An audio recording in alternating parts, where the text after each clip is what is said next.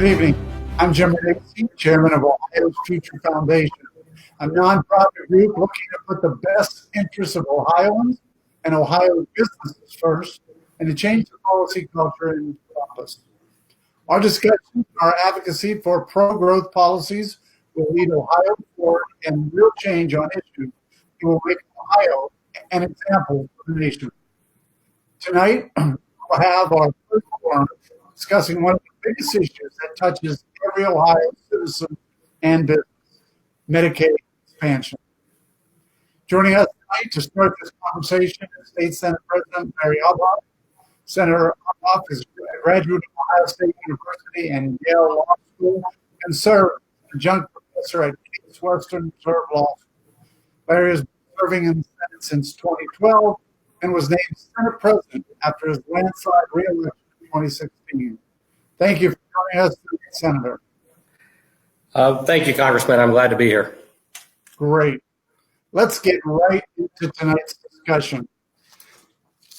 Senator, before we get involved in some Medicaid expansion questions, we did have a few of our viewers ask questions regarding some bills that have already gone or will be going to the Senate or the Senate is processing, especially H 166, the budget.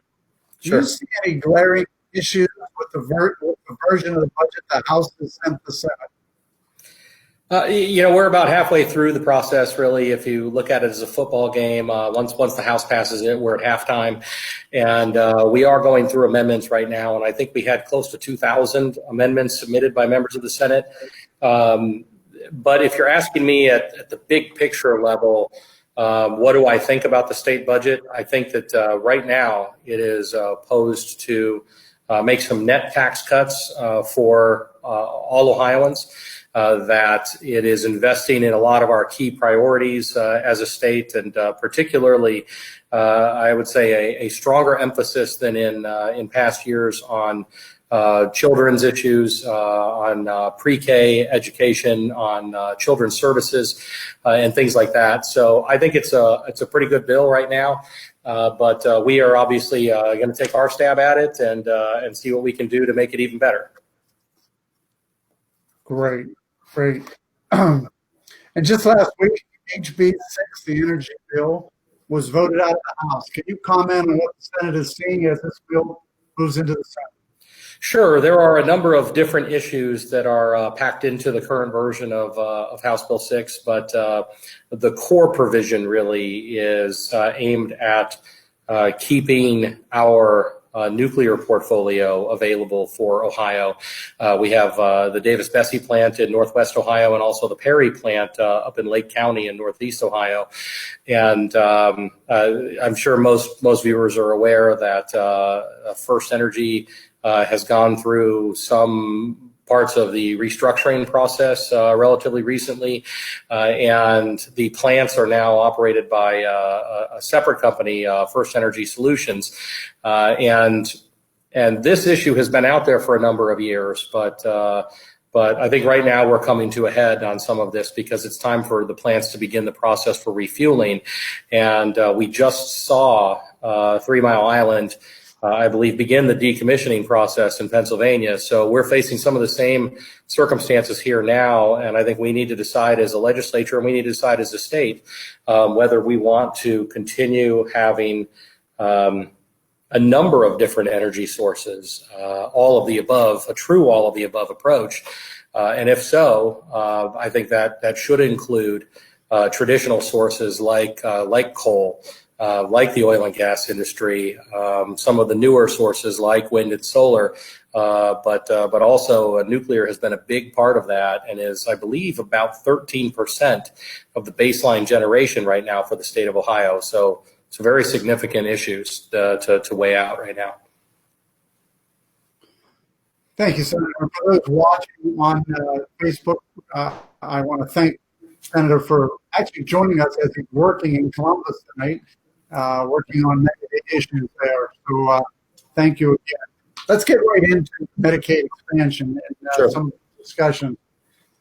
Senator, has Medicaid expansion led to subsequently increased need for more funds to support Ohio's existing Medicaid system?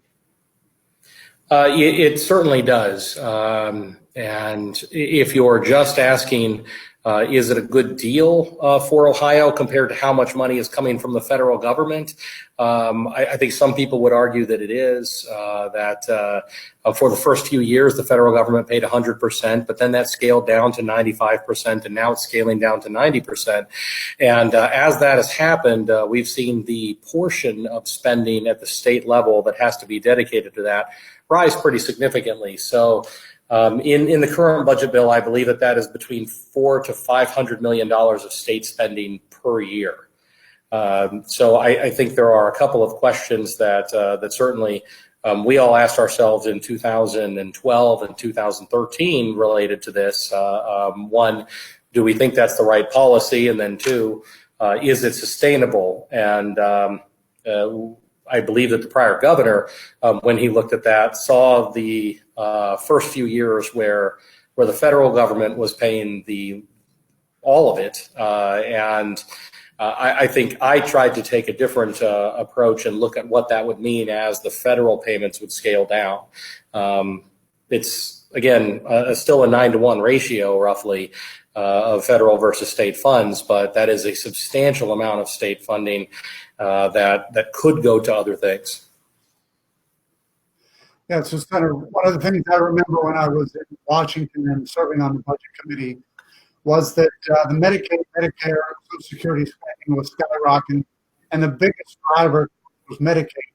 And Medicaid expansion was a major driver. So today, and my last, I looked at the federal side, 70% of spending on the federal side included a majority of Medicaid spending that had just exploded. It was unsustainable.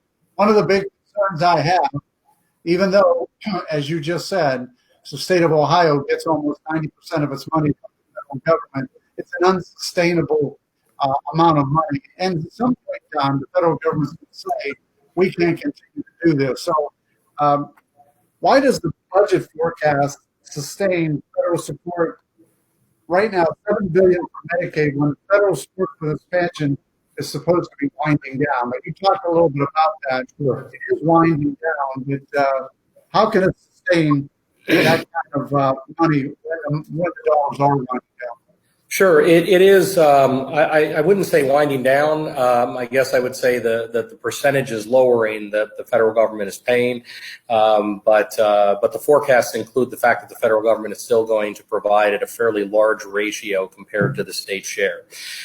So I guess there are two different ways to look at it. They are doing it at a high ratio, at again 9-to-1 roughly. But the other way to look at it is they used to pay 100%, then they paid 95, now they're going to 90, and that each time that number gets lower, while the ratio remains fairly strong from the state's perspective, the overall amount of money that the state has to pay also increases pretty significantly and somewhat dramatically. So I think what you see in the budget forecasts are the federal government continuing to pay a substantial portion of it. But that also assumes, and I think long term would have to assume in future budgets that the federal government is never going to scale down at a faster rate than that, or never change, Congress will never change its mind about the ratio that things are being reimbursed at. And I don't think you really know that on a year-to-year basis or a day-to-day basis. I think there's a lot of guesswork and a lot of keeping your fingers crossed and hoping that Congress continues to spend money that it doesn't have. Okay, so look, one of the things I started to say, Senator, was I had an interesting visit from the Comptroller General of the United States government several years ago, and he told me that we are in a fiscal situation in Washington where it's unsustainable, and that at some point in time we will not be able to continue to spend the dollars we're spending. I remember asking him how long that would be, and he said anytime within the next 20 years. I still remember chuckling and saying, have you told the president that, which at the time was President Obama? And he said, yes, I have. And I said, is he listening? And he said, no. So it's interesting as we talk about Medicaid, one of the biggest fears I have is fears for our children and grandchildren yes, the federal government has said they're going to give the state 90% or 9/10 of whatever's being spent. The problem is how long can that be sustained? So let's talk about a couple other things that can actually hurt Medicaid expansion. If the state continues to, can the state continue to support the expansion with a slowing national economy? Now, we don't have that today, but we know eventually we're going to have a slowing national economy and net emigration of people out of the state. We're the sixth most left state in the country. That was just reported last week. What are your thoughts when it comes to that? And will we be able to continue to support Medicaid expansion? Well, I think that all of those things are a long-term problem, and I'm very troubled. I saw on social media when you originally mentioned that we were the sixth most left state in the country, and went back and read some of the stories about that. And what we've tried to do, certainly over the last 8 years since I've been in the legislature, is make Ohio a state that people want to stay in, one that has economic opportunities and that has some of the best educational opportunities anywhere in the country. And that's why we focused, I think, on a broad pro-growth agenda that involves cutting taxes, that involves significant regulatory reforms.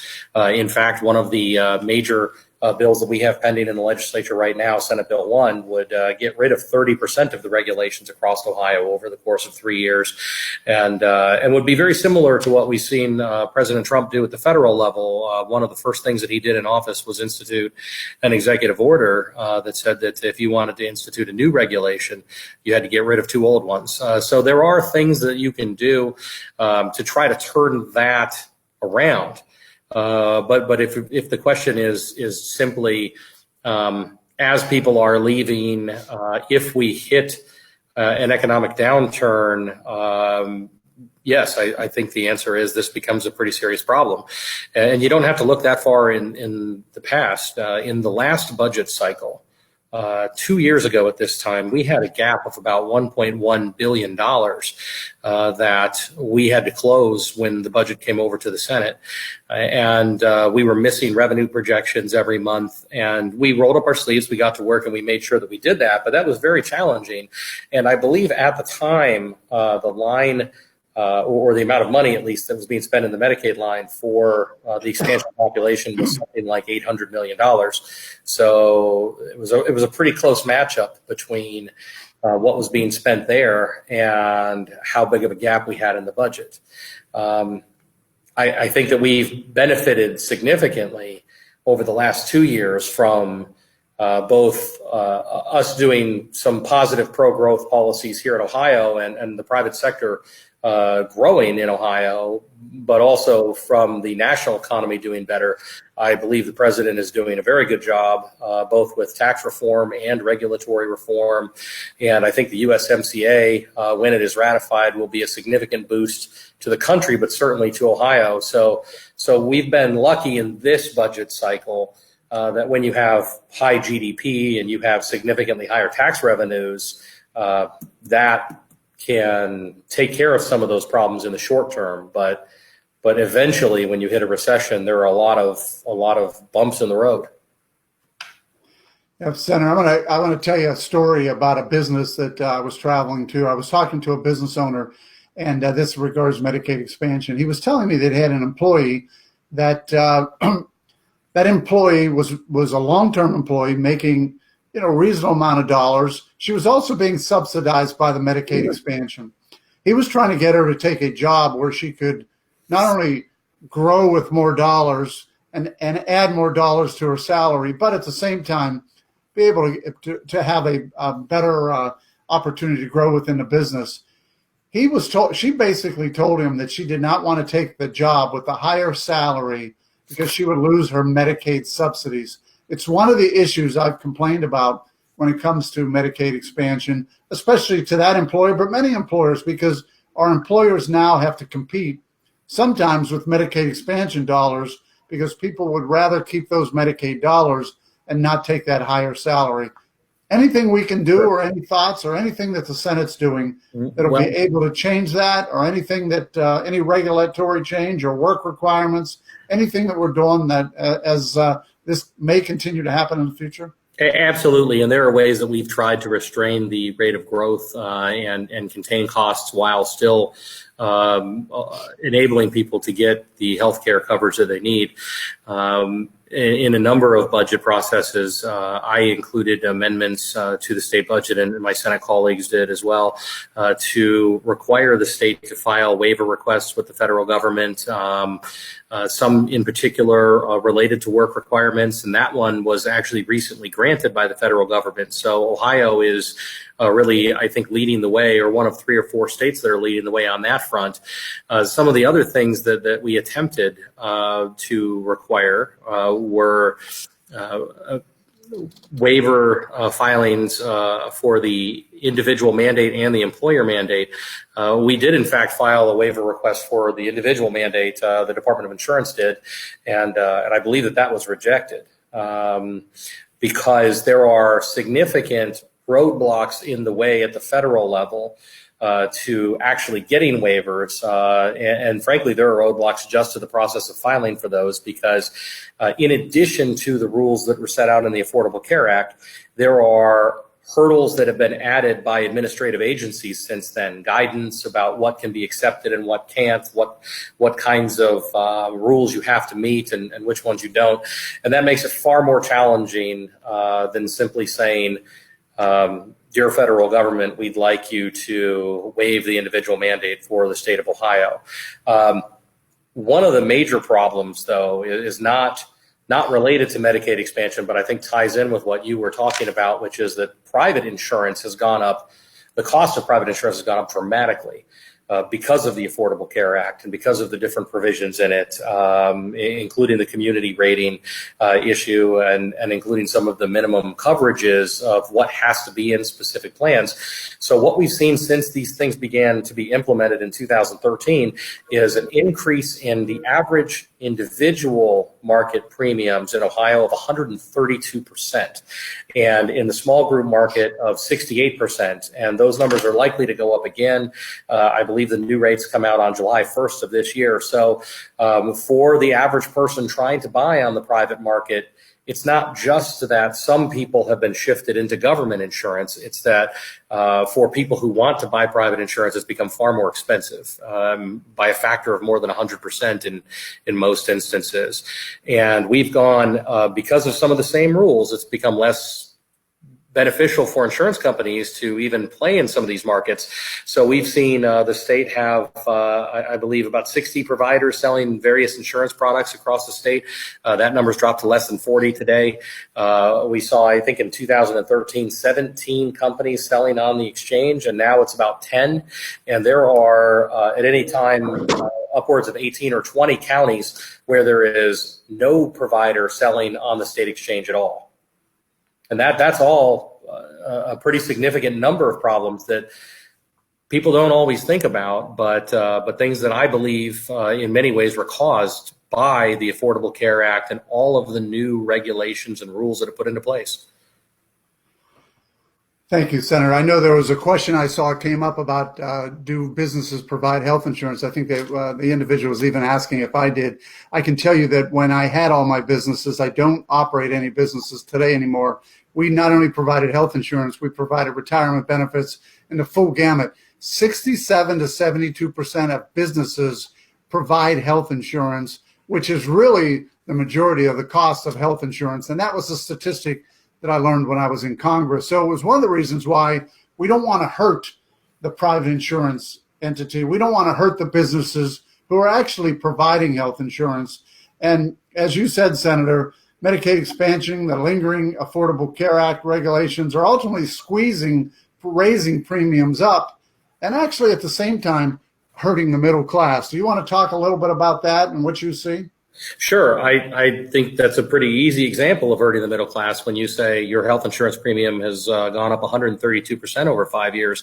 And so what you have is not just a growth in the expansion of government insurance, essentially, but also making it harder and harder for people to get private insurance, so that some significant number of people who end up in the government-run market, if that's what we want to call it, were people who within the last 12 to 18 months had private insurance. So when you go back and see some of the comments that were made at the time the Affordable Care Act was first passed, if you want to keep your doctor, you can keep your doctor. If you like your insurer, you can keep your insurer. Those things just simply weren't true. And what we see is people being pushed off of private sector insurance toward government-run insurance. And I don't view that as a positive. And if you look at some of the states that had done this prior to the federal government doing it, and I think Vermont is an example that we can take a look at. They took what were robust private sector insurance markets and made it so that there were, far fewer providers, far fewer choices for people. And as we can see in the example of Ohio, not only are we losing choice, not only are we going from 17 to 10 companies on the exchange, we're seeing triple digit increases in your premiums over a course of only 5 or 6 years. Yeah, it's clearly one of the issues as health insurance continues to skyrocket. I know one of our Facebook Live watchers has said that health insurance provided by businesses is not affordable, but the truth of it is, it's in many cases it's becoming unaffordable for the businesses, just like you mentioned. Senator, has mandatory drug testing for coverage been considered, and is there even a need for that? Sure. Has it been considered for the expansion population? I don't believe so. But we do have bills from time to time that relate to other government benefits, welfare benefits, and SNAP benefits and things like that. So I know there are some discussions going on about those types of things. What we've tried to focus on over the last few years, and there are some organizations out there like the Foundation for Government Accountability who work with us on some of these ideas, are ways to help people lift themselves up and get out of poverty and really be able to afford these things on their own. I don't, and I think the vast majority of my colleagues don't view this as, hey, I don't like this particular option, so let's just get rid of it. I think we all recognize that the people who are on Medicaid expansion or any type of government assistance, ideally what you want is for them to be successful enough that they don't need that anymore. So we've really tried to focus on policies that get people working again. That's why we included the requirement that Ohio file for the work requirements waiver. That's why a great many of my colleagues and I are glad that was granted.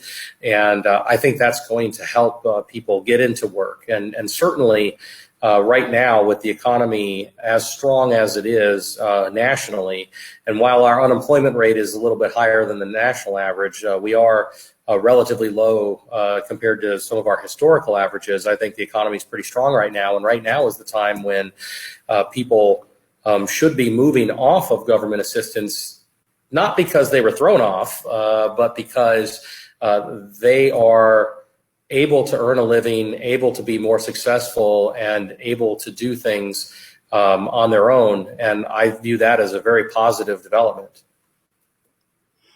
Well, let's face it, as you said, there are plenty of jobs and plenty of help wanted signs out there, which is good. The economy is growing.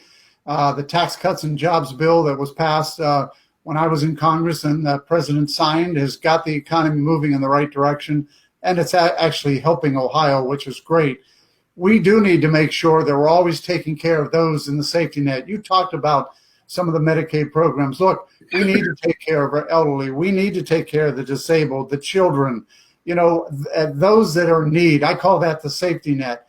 Well, this really gets back to that expansion dollars, which are unsustainable. And the question is, and we talked about this earlier, we need to be able to take care of those in need. will we someday be able to repeal the Medicaid expansion if we're not able to sustain it? And every year, can you tell us, because you talked about this earlier, but I think many of the people watching this might not be aware, the federal amount that's reimbursed continues to go down, which means the state at every interval has to increase the amount of spending for this Medicaid expansion. How much more times will it decrease? Are you aware of that? And then if all of a sudden the federal government came in and said, look, we just can't do Medicaid expansion anymore, it's unsustainable, what do you think some of the things that would have to do if we're not able to repeal Medicaid expansion? Sure. If the federal government came in, I guess to go back to the beginning of your question, we started at 100% for the first 3 years of federal reimbursement. Then that got phased down to 95%, and now it's down to 90%. And I think that's kind of where we're going to be for the indefinite future. But again, it's hard to predict whether Congress will at some point say, hey, we're spending more money than we have. It's time to get our fiscal house in order. And if they actually did that and decided to scale back on the reimbursements here, it would be a real problem. And if the Affordable Care Act was ever repealed in its entirety and the Medicaid expansion funding essentially went away, that would be billions of dollars that would no longer be available that is currently allotted for not just in Ohio's budget, but in states across the country. That would be a pretty significant problem. And so I think the question becomes, what are some better options? What are some better alternatives? And frankly, I'm a little biased, obviously, because I think we tend to do things right here, but I believe that Ohio has had a better series of policies over the last 8 to 10 years than the federal government has. And one of the things that I think a great many of my colleagues would like to see is, instead of a top-down federal government program where they set all the rules and all the requirements, is block grant that money back to the states and let us experiment with how we want to run things on our own. But as you know from your time in Washington, and as I know from being on the receiving end of some of this as a state official, it would be, I think, unlike Congress to suddenly let states run things on their own. It's interesting you said that, because I do know when we were trying to fix the Affordable Care Act, that was the vote that passed out of the House, went to the Senate, that actually Senator McCain said no to. That did include block grants of dollars to the states. And I do agree with you. That would have given each state the opportunity to build their programs, to take care of their needs in each state, and to make sure it's sustainable long term. It's sad that didn't pass. I hope that Congress can get back to doing something that actually changes the Affordable Care Act and the Medicaid expansion so that it is sustainable and works for the long term. We're talking about some issues, and I know we've kind of deviated away from Medicaid expansion. Can you give me some other things that maybe the Senate is working on while I have you? Sure. For people that are watching. Well, I'm very proud of my caucus and the work that we've been able to do so far this year. If you go back to the beginning of the year, we actually held a press conference where we talked about all of our what we called our priority legislation, and the heartbeat bill was part of that. It wasn't one of the top 10 bills that we introduced, but it was one that we flagged early on that we were going to pass. We have a very strong pro-life caucus, and I'm proud that we were able to get that done. If you look at the top 10 bills or the first 10 that we introduced, they really run the gamut on a whole host of different subjects that we think are consistent with the views of our constituents and important to the people of Ohio. So one of those is regulatory reform, and that would be a 30% cut in regulations over 3 years in each state agency. And that number wasn't picked at random. The Mercatus Center did a study where they were looking at a number of different states. I think they'd looked at 23 or 24 states by the time they got to Ohio. They looked for mandatory language, what we called regulatory restrictions. You must do something. You can't do something else. And they found that on average, states had about 148,000 of these, and that Ohio had, I believe, 246,852. So we were significantly higher than the national average. Just to get back to the national average, we need to cut about a third of what we have. So that's part of our efforts. But we also have major legislation related to protecting Lake Erie and our other waterways, significant criminal sentencing reforms that I believe are in line with what President Trump signed last December when he did the First Step Act. We have significant new investments for construction of school facilities. We have a bill to crack down on human traffickers, and the tax bill that you mentioned earlier that Congress passed included a designation of some areas called opportunity zones that are, we'll say, economically disadvantaged or that have struggled economically in recent years, and this would improve investment opportunities there and encourage investment there. So we actually had a state overlay on top of that law to help that function better and make sure that those communities are being invested in and growing in Ohio. So we sort of run the gamut on different issues, but I think it'll make Ohio's economy stronger. We'll protect our environment. We'll have, I believe, when we're done with our sentencing reforms, better laws that match up, where offenses actually match up with what the penalties ought to be more substantially, and give some people who are drug addicted the opportunity to turn their lives around. And you know what? If you're a trafficker or with our human trafficking law, if you're a predator, if you're somebody who's hurting our communities and hurting our families, you're going to go to jail for a really long time. So I feel good about where we are. We've passed 8 of our first 10 bills already, and I believe we'll pass another one within the next week or so. So I feel pretty good about where we're at as a caucus, and I'm pretty happy about the fact that when we say we're going to do things, when we stand up in the front of the room at the beginning of the year and say, these are the things that matter to us, we're going to do them for the people we represent. You know, we roll our sleeves up, we drink some coffee, and we get to work, and we get them done. Well, before we close, Senator, I do want to go back to one more question on Medicaid expansion. Sure. That I got a text message on.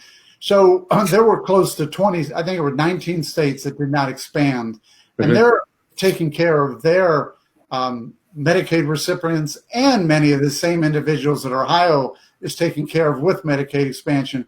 Has the Senate caucus or the Senate looked at any of those other states that did not expand, did not take Medicaid dollars, and are actually serving their people in a fashion very similar to what Ohio's doing without Medicaid expansion dollars?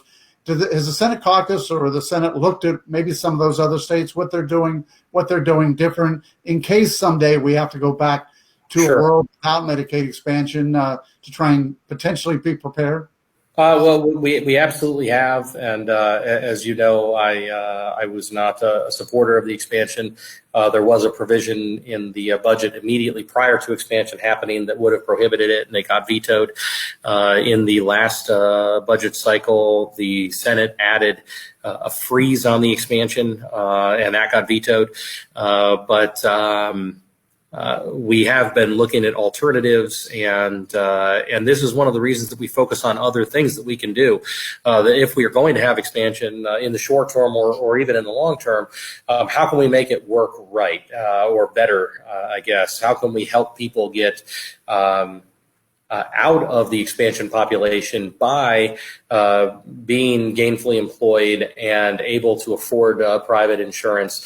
And I really view the insurance reforms that are necessary in the insurance market at the federal level and what's happening with Medicaid expansion at the state level as two sides of the same coin, because they do affect each other.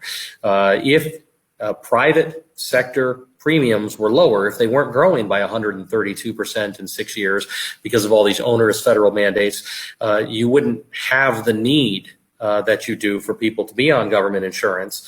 And they really work in tandem, I think. And I think if you look back at any of the studies that the Department of Medicaid has done in recent years, there are a significant number of people on the expansion population who had private sector insurance within the 12 months prior to going on to Medicaid. So we need reforms at the federal level to get some of these problems out of the way so that insurance prices can match up better with what they should be, instead of being 132% higher in the individual market and 68% higher in the small group market. And when we do that, that will alleviate, I think, a lot of the pressure that causes people to end up on Medicaid. Well, again, I want to thank you, Senator, for joining us tonight. I know that you're there busy in Columbus working. I appreciate what you're doing. I'm sorry we could not do this together. And I apologize to those that are watching for the technical difficulties. That's sometimes what happens when you're using this kind of technology. But I think we were able to start this process. It's time to push pause on the conversation about Medicaid expansion for tonight. We will continue to talk about this with others throughout the year. There's much discussion to be had about the problems we face with expansion, and we will be having more of these conversations as we continue the process of identifying and changing policies that are hurting our state. Thank you, Senator Obhof, for joining us tonight and kicking off these talks, and thanks to all of you for watching and contributing to the conversation. Thank you for having me. Without honest discussions about big issues that affect all Ohioans, the policies that drag Ohio down will just get kicked down the road to the next generation. Ohio deserves solutions, and Ohio's Future Foundation is committed to work toward those solutions. You can join us at OHFF by visiting our website at www.ohiofuturefoundation.org. Your membership will help lead Ohio forward and will put you in a position to lead as well. Keep an eye on the social media pages for all upcoming events in your area this summer as we prepare to travel the state. Thank you all again for joining us tonight. For Ohio's Future Foundation, I'm Jim Renacci. Good night.